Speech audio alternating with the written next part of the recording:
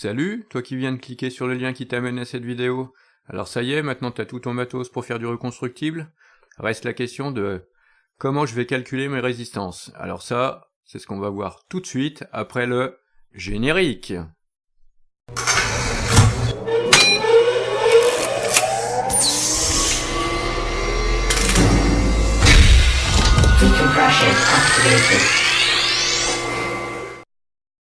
Attention, cette vidéo n'est pas sponsorisée et ne contient aucun placement de produit. Tout le matériel présenté dans celle-ci a été acheté par moi, éventuellement tapant dans la tirelire de mes gosses. Oups. Les produits de la vape peuvent contenir de la nicotine, et la vape est réservée aux personnes majeures.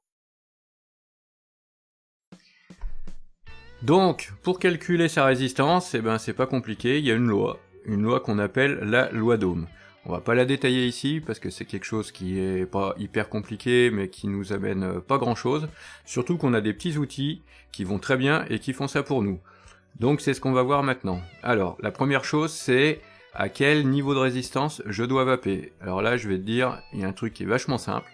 Fie-toi au niveau de la résistance à laquelle tu vapais avant. Donc si tu avais du tirage plutôt MTL, donc mouth to lunge, c'est-à-dire tirage clope, tu vapais plutôt à des résistances autour de 1 ohm. Après, si tu avais des tirages beaucoup plus aériens, tu vapais en général autour de 0,3, 0,5, 0,25 ohms. Donc c'est la base sur laquelle on va partir pour calculer nos résistances.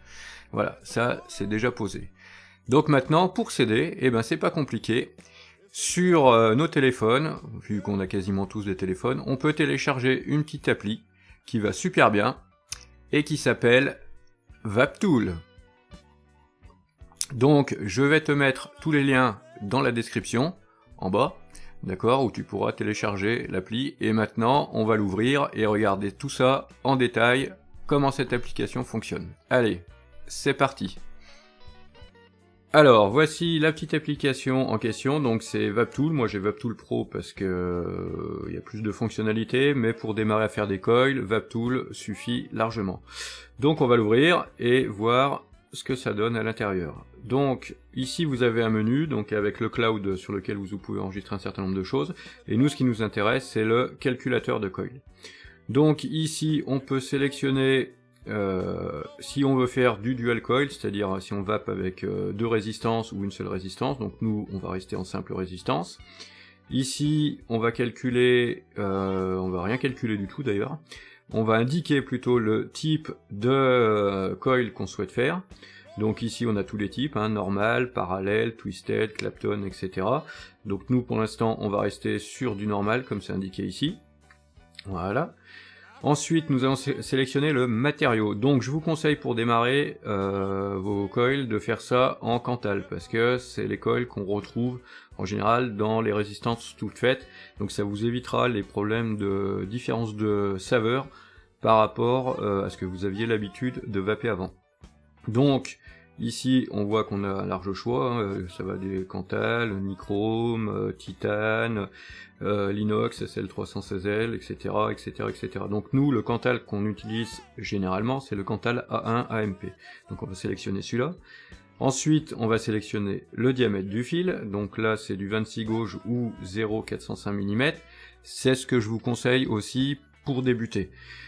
C'est un fil qu'on trouve facilement sur tous les sites et qui va bien travailler. Alors vous voyez, on peut augmenter, on appuie sur le plus, à 27, 28 et ça vous met automatiquement la valeur en millimètres à côté. Donc nous on va rester à 26.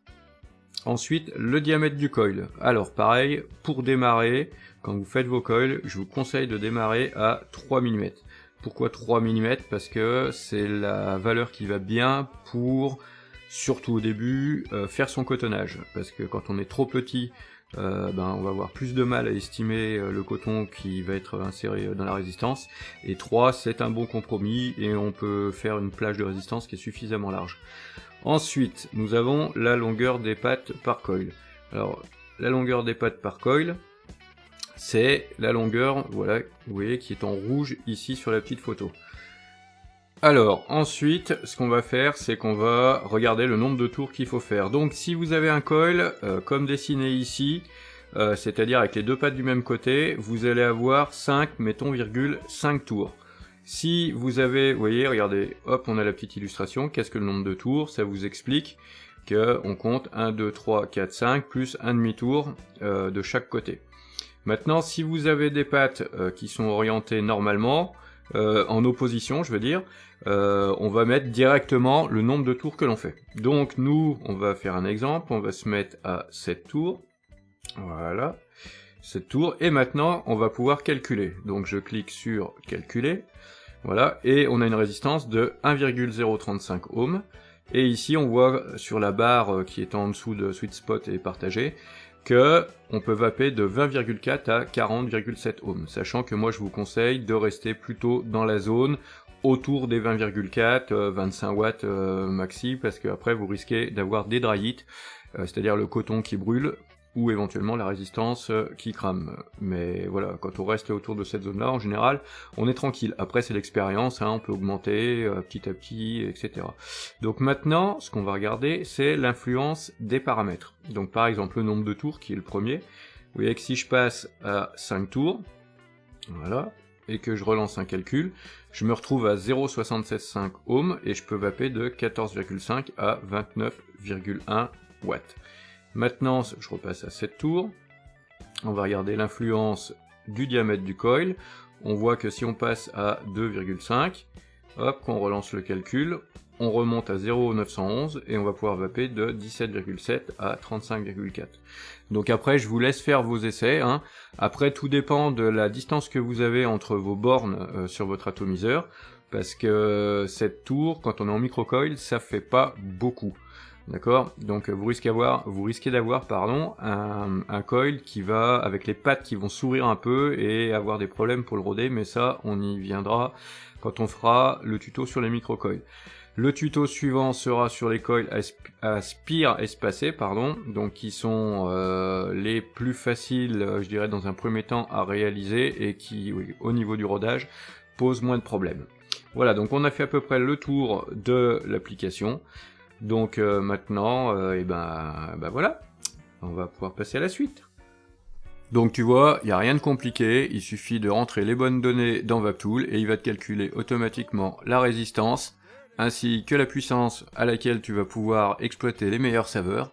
Donc il ne reste plus qu'une chose à faire maintenant, c'est réaliser la résistance, et ça va être l'objet du prochain tuto.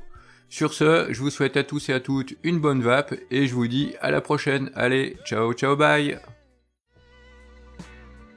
Si cette vidéo vous a plu, n'oubliez pas de lâcher un pouce bleu, abonnez-vous, n'oubliez pas d'activer la cloche, partagez. Vous pouvez aussi me suivre sur Facebook, Twitter, mon blog, les liens sont tous dans la description. Et comme le dit Arnold, hasta la vista, baby.